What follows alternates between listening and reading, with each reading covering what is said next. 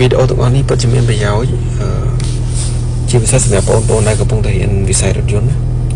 នៅដែលកំពុងតែសិក្សាអត់តមានបទពិសោធន៍អញ្ចឹងវីដេអូទាំងអស់នេះសិតតែជា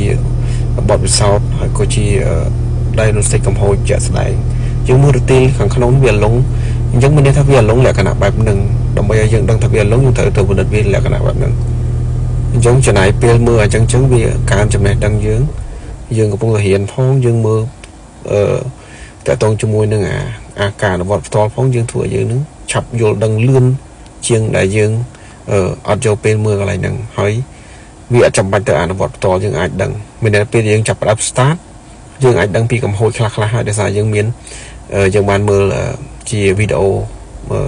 គេបង្ហាញលក្ខណៈបែបហ្នឹងអញ្ចឹងយើងមើលថាទៅទីថ្មីនឹងទៅចាស់វាខុសគ្នាបែបម៉េចខ្ញុំឃើញវីដេអូល្អៗច្រើនមែនទែននៅស្រុកគេហើយគេបង្ហាញមកច្បាស់ថាកំហុសអាហ្នឹងវាយ៉ាងម៉េចអីយ៉ាងម៉េចយើងអាចបាច់ទៅសួរគេទេតាមបទពិសោធន៍ធ្លាប់ធ្វើការ